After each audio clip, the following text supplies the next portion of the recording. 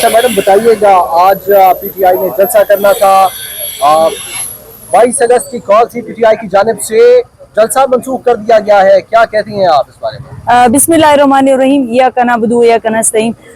آج پاکستان تحریک انصاف کا جلسہ تھا، جیسے کہ آپ کو پتہ ہے میں بلوچستان سے سینئر وائس پریزیڈنٹ اور قائم مقام پریزیڈنٹ بھی ہوں، اور پاکستان تحریک انصاف کی کینڈیڈیٹ بھی تھی جنرل الیکشن پہ۔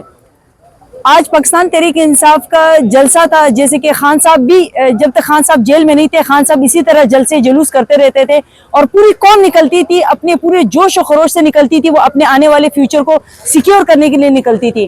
لیکن آپ کو جیسے کہ پتہ ہے 47 کی جو ایک گورنمنٹ بنی ہے، جو اسمبلی اس پر بیٹھی ہوئی ہے، جو قابض ہے ہمارے اوپر، انہوں نے اس جلسے کو ایک دفعہ منسوخ نہیں کیا، کئی مرتبہ منسوخ کیا، لیکن لوگ پھر بھی اسلام آباد تک آتے ہیں۔ بلوچستان جیسے اضلاع سے جو 17 گھنٹے کا سفر ہوتا ہے، وہ آتے ہیں، بار بار اس جلسہ منسوخ ہوتا ہے، پھر واپس جاتے ہیں، عورتیں بھی آتی ہیں، بچے بھی آتے ہیں، کراچی جیسے پسماندہ علاقوں سے بھی لوگ آتے ہیں، جیسے کہ آپ وہاں کے حیدرآباد کے باقی ارد گرد کے علاقوں کو دیکھ لو، آپ کے تھرپار سے لوگ آتے ہیں، ہمارے جتنے بھی آپ کے گھروں سے، ہمارے خاص طور پہ ہمارے گھروں کی خواتین بہت ایکٹیو ہیں، وہ بھی آتی رہتی ہیں، آتی یہاں پر اسٹے ہوتا ہے، جلسہ منسوخ ہوتا ہے، چلے جاتا ہے۔ امپورٹڈ حکومت سے میری ایک سوال ہے کہ ملک کو کس دورائے پہ لے جایا جا رہا ہے؟ آئیں بیٹھے، جتنی چوری چکاری آپ نے کی ہے، یہ عوام اسے بھی معاف کرنے کے لیے تیار ہے، اس لیے کہ عوام اس ملک میں رہنا چاہتی ہے، اور خاص طور پہ میری ان لوگوں سے جو اس ملک کو ہینڈل کر رہے ہیں، مزید اب آپ سے ہینڈل نہیں ہوگا۔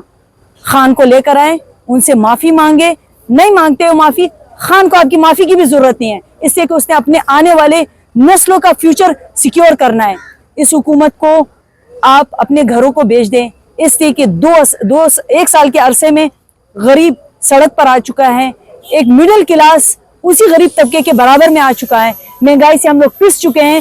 یہ عوام اپنی خوشی سے نہیں نکلتی ہے، یہ اپنی بلیں ادا نہیں کر سکتی ہے، اپنے بچوں کو ایجوکیشن نہیں دے سکتی ہے، مائیں اپنے بچوں کو بیچ رہی ہے، تبھی تو وہ اس جگہ تک آ رہی ہے۔ آج تو میرے بچے تو بک گئے، لوگوں کے گھروں میں اس طرح مزدوری کر رہے ہیں کہ وہ اس کے ساتھ کچھ بھی کر لے، لیکن وہ چاہتی ہیں کہ اور آنے والی فیوچر جو ہوگا، بچوں کا مستقبل، ان کا مستقبل ہم سیکیور کریں۔ میڈم یہ بتائیے، آج پی ٹی آئی نے اپنے جلسے کے حوالے سے پرجوش تیاریاں کر رکھی تھی، حکومت نے این او سی کینسل کیا، اس کے باوجود پی ٹی آئی جلسہ کرنا چاہتی تھی، لیکن ہم نے دیکھا کہ گرفتاری عمل میں لائی گئی، شیر افضل مربت کو گرفتار کرنے کی کوشش کی گئی، ہر کوشش کی گئی پی ٹی آئی کے جلسے کو ناکام کرنے کے لیے، اور بالآخر حکومت اپنے مقاصد میں کامیاب رہی، کیسے دیکھتی ہیں آپ اسے؟ دیکھو، شیر افضل کو جو نا گرفتار کرنے کی کوشش نہیں کی گئی ہے، اس کو بالکل آپ اس دائرے پہ نہیں لے کر آئیں گے۔ 9 مئی کو جیسے خان صاحب کو اغوا کرنے کی کوشش کی گئی تھی، اسی طرح آج شیر افضل کو بھی اغوا کرنے کی کوشش کی گئی ہے۔ اس سے کہ جب آپ کسی بھی ممبر کو، اسمبلی ممبر کو گرفتار کرتے ہو، تو اسے آپ نوٹس دیتے ہو، ان کو بتاتے ہو کہ آپ دائرہ حدود سے باہر نکل رہے ہو۔ اگر آپ پوری ایک سورس لا کر اس پر مسلط کر دیتے ہو، انہیں ذوق و کوب کرتے ہو، اسے ہم گرفتاری نہیں کہتے، اسے ہم اغوا کہتے ہیں۔ بلوچستان کے لوگ اسے اغوا کاری کہتے ہیں اور غائب کرنا کہتے ہیں۔ میرے خیال میں ہماری لیڈرشپ نے اگر یہ فیصلہ کر لیا ہے کہ وہ اس جلسے کو یا اس چیزوں کو سامنے فیس نہیں کر سکتے، اس لیے کہ سب سے پہلے آپ کا کارکن سامنے آئے گا، آپ کی ماں بہن، آپ کے بچے، آپ کے بوڑھے، اپنے نوجوان سامنے آئیں گے، تو سب سے زیادہ وہی ذوق و کوب ہوتے ہیں، اور وہی جیسے فسادیت میں، اس میں اور بھی فسادیت لوگ آ جاتے ہیں، جیسے کہ آپ کو پتہ ہے 9 مئی میں ہمارے کتنے نوجوان شہید ہوئے، میں نے خود 2 لاشیں اٹھائی ہے، جس پر ایک لاش ہماری جو نا آنر بورڈ ہے، باقی دوسرے اپنے ان کو فیس نہ کر سکے، مسائل کو فیس نہ کر سکے، قانون اطاعتوں کو فیس نہ کر سکے، وہ چلے گئے۔ تو اس لاش کو میں ایز اے عورت ہوتے ہوئے میں نے بلوچستان جیسے علاقے میں اس مرد کو ہاتھ لگایا، اس سے کہ وہ کسی ماں کی اولاد تھی، اس کو اپنے گاڑی میں ڈالا، اس کے بعد میں زخمی ذوق و کوب ہوئی۔ تو میں بھی چاہتی ہوں کہ خان صاحب اگر آج جیل میں ہیں تو وہ قانوناً رستے کو اختیار کیا ہوا ہے، ورنہ وہ چاہتے تو عوام کو ایک آواز دیتے۔ خان صاحب کو گرفتار کرنے کی کسی کی ہمت نہیں تھی، خان صاحب نے فیس کیا ہے، اور وہی چاہتے کہ اپنے عوام بھی اس چیزوں کو فیس کرے، انہیں اور یہ مزید ننگے ہو جائیں، اور ان کو پتہ چلے کہ آپ کے عواموں میں بیٹھے ہوئے لوگ، آپ نے ابھی 4 ووٹ تو دیے، لیکن اگلی دفعہ یہ 4 ووٹ کی بھی مستحق نہیں ہے۔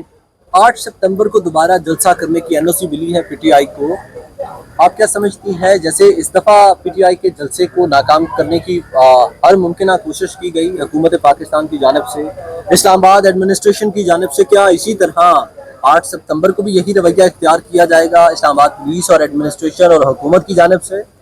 जैसे कि आपको पता है 47 फॉर्म अगर बैठी हुई है तो पूरी आपकी जितनी भी आपकी ब्यूरोक्रेसी होती है वो उनके अंडर होती है। ब्यूरोक्रेसी का खुद का कोई लायमल कभी भी नहीं रहा है। अगर ब्यूरोक्रेसी का खुद कोई लायमल रहा होता, उनकी एजुकेशन लेवल इतनी मॉरल होते तो वो आज मुल्क, मेरे ख्याल में हमारा मुल्क काफ़ी ममालिक के सामने इस वक्त फाइनेंशियली बहुत स्ट्रांग होता। लोग पाकिस्तान का वीज़ा लेना चाहते, ना कि हम लोग बांग्लादेश का और मलेशिया का वीज़ा लेने जा रहे हैं। हम उस जापान का वीज़ा लेने जाते हैं जिस जापान को पाकिस्तान के सपोर्ट से हम लोगों ने जापान को जो अमाउंट दी थी वो हमने उधार पर नहीं दी थी, हमने एक पॉलिसी के तहत उनको दी थी जिससे जापान आज उठा है पूरी दुनिया में।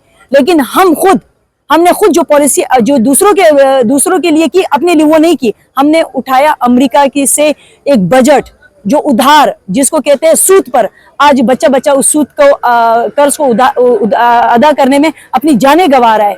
माएँ बहनें बेटियां सड़कों पे आ गई हैं। आप देखेंगे कि इस वक्त सबसे ज्यादा भीख मांग रहे लोग, बहुत अच्छे लोग, बहुत अच्छी फैमिलीज के लोग होते भीख मांगने पर मजबूर हो गए। हमने वो पॉलिसी क्यों नहीं अपनाई? अमेरिका ने हमारे साथ वो पॉलिसी क्यों नहीं अपनाई? अमेरिका दुनिया में यूएन को साथ लेकर चल रहा होता है कि मैंने इंसानियत के लिए खिदमत करनी है। उन्होंने पाकिस्तान को यरगमाल बनाए इसलिए कि पाकिस्तान एक इस्लामी मुल्क है। यहूद कभी भी आपका साथ नहीं दे सकता है। जैसे कि आपको पता है आज सुप्रीम कोर्ट में जो केस चल रहा है इस एजेंडे पर कि हम यहूद की कई किस्में होती है, जिसमें आपके कादियानी भी है, जिस भी हमारे पार्लियामेंट के अताते से अगर ये चीज होकर गई है और दूसरा वो सुप्रीम कोर्ट में हो रही है तो हमारे लिए शर्म का मकान है कि हम अपने आप सल्लल्लाहु अलैहि वसल्लम की जो एक रूल्स ऑफ रेगुलेशन बने थे, जो कुरान में उनके लिए बोला गया था कि हमारे आखिरी नबी है, हम उसको प्रोटेक्ट नहीं कर पा रहे हैं तो हम एक गरीब को क्या प्रोटेक्ट कर पाएंगे? हम उसको क्या इंसाफ दे पाएंगे? हम अपने ही मजहब को इंसाफ नहीं दे पाने जिस पर हमने इस्लामी जमहूरिया पाकिस्तान बनाया था, जिसमें हम चाह रहे थे सारी अकलियतें महफूज हो, ना कि हमारी ही मजहब को चैलेंज किया जाए। ये जो मजहबी जमातें हैं, आप क्या समझती हैं, ये किसी के हाथों में खेल रही है, ये किसी के हाथों में इस्तेमाल हो रही है, या ये अपना जेन्युइन मसाइल लेके इसी दिन इन्होंने जो है वो आज डी चौक में एहतजाज करना था? इस बात को तो मैं एक्सप्लेन नहीं कर सकती हूँ, लेकिन ये बात हकीकत है कि इसी दिनों को लेकर इस चीज़ को इतना इशू बना दिया गया है, उठाया गया है। बाकायदा आपके हमारे जो सुप्रीम कोर्ट है उसने इसके फैसले दिए, तो इसका मतलब है कि वो इस मसाइल को हल नहीं कर सकता है। जमहूरी जो आपके हक है उनको हल नहीं कर सकता है। इमरान खान को वो इंसाफ नहीं दे सकता है। वो अजीज जो हमारा अजीज नासर है उसको इंसाफ नहीं दे सकता है कि उसे 9 मई में क्यों शहीद किया गया है। तो उसके लिए ऐसे ही फैसले किए जाते हैं ताकि मुल्क इंतशार की तरफ जाता रहे और मुल्क जो ना अपने फैसले जो अपने हुकूक है उसको भूल जाए।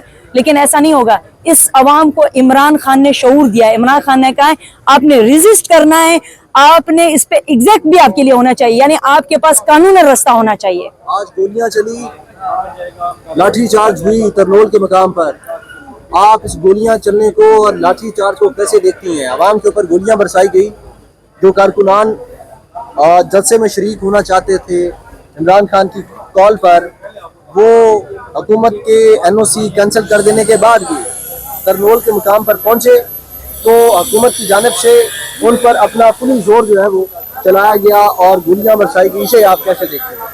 मैं बार बार यही कहूंगी कि जब आपकी हुकूमत ही फेक है, आपका असेंबली फॉरन 47 का जो आया हुआ है वो आपकी ब्यूरोक्रेसी को क्या सिखाएगा? उसने 9 मई का जो वाकया रहनुमा किया है, अभी भी वही यूनिफॉर्म्स हैं, वो उन्हीं के अंडर है। मुझे अपने यूनिफॉर्म से कोई गिला नहीं है, सिर्फ ये है कि मेरी यूनिफॉर्म का जो काम था वो उसने छोड़ दिया है। उसने हमें तहफ़्फ़ुज़ देना था, हमारी इज्जतों को महफूज करना था, हमें एक जगह से दूसरे जगह तक ले जाने तक हमारी मॉनिटरिंग करनी थी। लेकिन नहीं, वो हमें धक्के दे रहे हैं, हमारे दुपट्टे घसीट रहे हैं, हमारी औरतों को इतना ज़ोर-ओ-कोप कर रहा है, हमारी लीडरशिप को लीडरशिप ही नहीं मान रहा है। मैं समझती हूँ कि अब इनको होश के नाखून ले लेने चाहिए। ये अवाम भी आपकी है, ये बहनें भी आपके हैं, ये बच्चे भी आपके हैं। कहीं ऐसा ना हो कि उन्हें अपना रास्ता खुद इख्तियार करना पड़े। हुकूमत वक्त को कहती हूँ, मैं बार बार वही कह रही हूँ कि अवाम से आप माफ़ी मांग नहीं सकते हो, इससे कि आप में वो कैलिबर नहीं है आपका कि आप माफ़ी मांग सकते। इससे कि आपके खून में जो ना इस अवाम का पैसा, इनके रग रग में आपकी जो ना चोरी डकैती पड़ी हुई है, आपके नौजवानों का खून आपके मुंह को लगा हुआ है, आप लोग नहीं मांगे। लेकिन इतना याद रखिए, अगर इस मुल्क में आपने रहना है, आपने इस मुल्क को वाकई में नहीं छोड़ना है, तो आए अवाम के साथ बैठे, हुकूमत उन लोगों को करने दे जो जमहूरी अकाताते को चलाना जानते हैं, जो जमहूरी हुकूक और मुल्क को एक पॉलिसी की तरफ लेकर जाना चाहते हैं। आपको कोविड में वो मुल्क मिला था जिसे पूरी दुनिया एग्जाम्पल कहती है। बेशक आपकी इकनॉमी बेहतर नहीं थी। बहुत शुक्रिया जी।